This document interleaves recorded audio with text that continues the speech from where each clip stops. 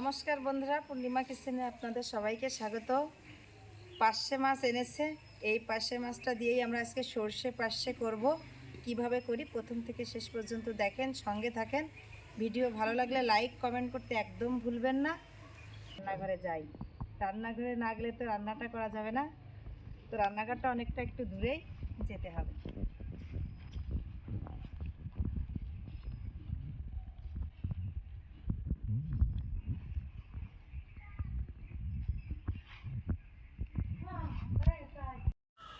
শুক্তায় পাশে মাছটা কেটে দেবে, আমি মাছের মশলাটা করে নিই, তাহলে পরে দুজন দু রকমের কাজ করলে রান্নাটা তাড়াতাড়ি হয়ে যাবে।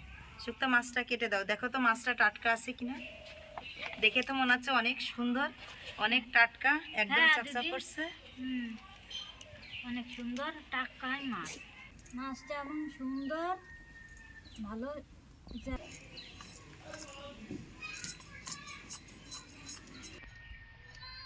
অনেক দিন ধরেই সবাই বলছে এখন শীতের সময় তো পার্শে মাছের অনেক টেস্ট, আর সর্ষে পার্শে মানে কথাই নেই। আমাদের বাড়িতে পার্শে মাছটা সবাই খুবই ভালো খায়। তো আজকে মনে করলাম মাছের চেহারা দেখেই খুবই ভালো লাগলো, আজকে শুক্তাকে বললাম যে সর্ষে পার্শেই করা যাক। মাছটা প্রায়ই কাটা শেষ হয়ে আসছে, আর দুইটা মাছ আছে।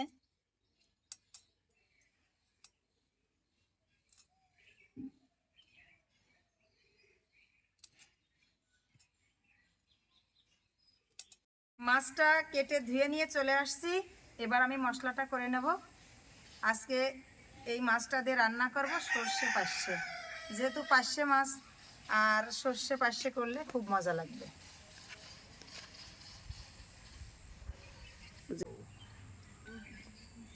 আমি মশলাটা আগে বেটে নেব। সর্ষে পার্শে করার জন্য যে মশলাটা লাগবে দিয়ে দেব জিরে। বাটার জন্য নিয়ে নিচ্ছি আমি গোটা মশলাগুলো, জিরে সর্ষে একসঙ্গেই দিয়ে দেব। সর্ষে পার্শে মানেই সর্ষে দিয়ে তো রান্না করতেই হবে, একসঙ্গে আমি বেটে নেব মশলা।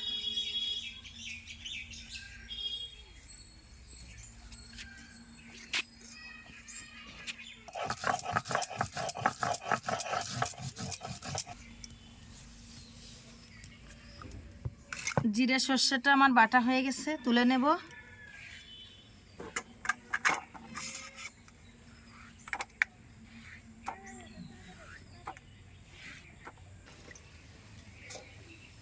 কাঁচা লঙ্কা দিয়ে আমি রান্না করব, কাঁচা লঙ্কাটা বেটে নেব।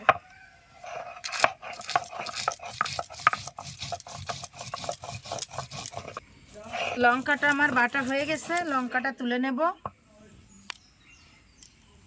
কাঁচা লঙ্কা ছাড়া সর্ষে পার্শে ভালো লাগবে না। এই দেখুন, এই টমেটোটাও আমি সুন্দর করে কেটে দিয়ে দেব। মাছটা আমি ভাজবো না, এই মাছটা আমি ইলিশ মাছের মতো হাতে মাখিয়ে রান্না করব। মাছটা আমি কড়াইতে দিয়ে দেব।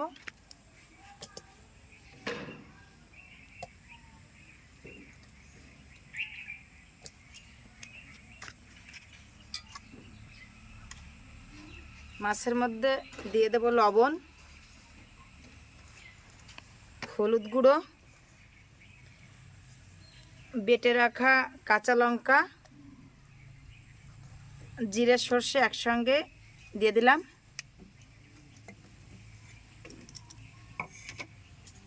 এই মাছটা রান্না করতে সবসময় সরিষার তেলই লাগবে, আমি সর্ষের তেলই দিয়ে দেব।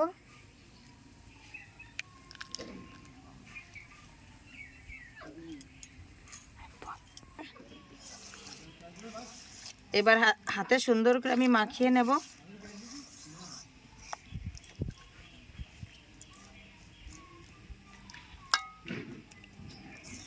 বেশি জল দেব না, সামান্য একটু হাত দিয়ে দেব।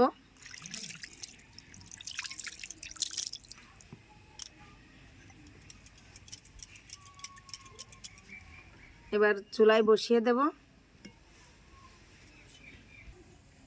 এবার মাছটা আমি ঢাকা দিয়ে দিলাম, উনুনটা ধরিয়ে নেব।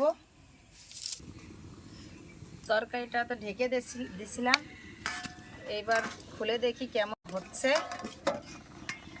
এই দেখুন আমার তরকারিটা ফুটছে কি সুন্দর।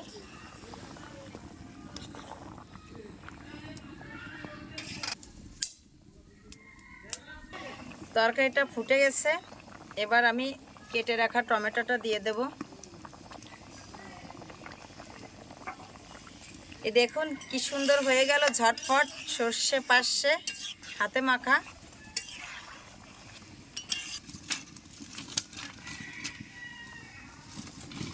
দেখুন প্রত্যেকটা মাছে কি সুন্দর ডিম হয়েছে, পেট ভরা ডিম আলা পার্শে মাছ। যেভাবেই রান্না করবেন না কেন, এভাবে একবার রান্না করে খেয়ে দেখেন, খুব মজা লাগবে। এটা খুব মজাদার রেসিপি, তাই আপনাদের সঙ্গে আমি শেয়ার করলাম। দেখি ঢাকনাটা খুলে কেমন হয়েছে।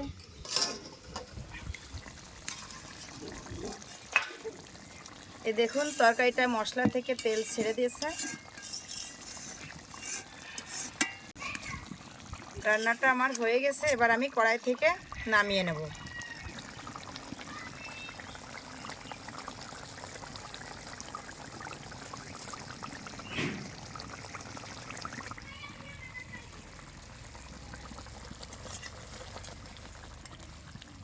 মাছটা আবার ঢেলে নেব।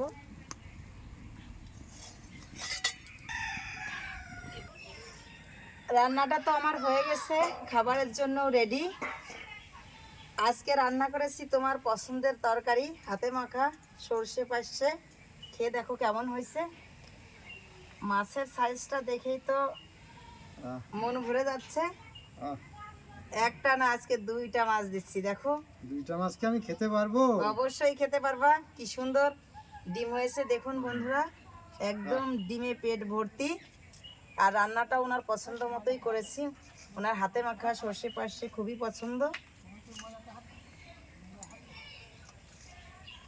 খেয়ে কেমন আজকের হয়েছে? মাছটা সর্ষে বাটা দিয়ে সর্ষে পার্শে রান্না। পার্শে, সর্ষে পার্শে কথাটা মিলে গেছে একেবারে। তাই দেখি খেয়ে দেখি সর্ষে পার্শে কেমন হয়েছে। মাছটা দেখুন বন্ধুরা, কত বড় মাছ। আমাকে দুটো মাছ দিছে, আমি কি খেতে পারবো? তাই দেখুন আমি খেয়ে দেখি। সর্ষে পার্শে মাছ,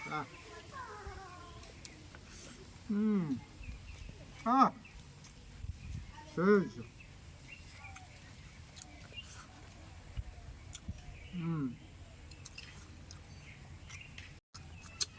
এমনিতে মাছগুলো খেতে মিষ্টি, মিষ্টি মাছগুলো খেতে ভালো লাগে। সর্ষে বাটা দিয়ে রান্না করেছে, খেতে খুব সুস্বাদু। রান্নাটা খুব মজা। এভাবে রান্না করে খেয়ে আপনারা দেখবেন টেস্ট করে। আর আমাদের সাবস্ক্রাইব করতে ভুলবেন না, লাইক করতে ভুলবেন না। সাথে থাকবেন এবং এভাবে দেখবেন, আমাদেরকে সহযোগিতা করবেন।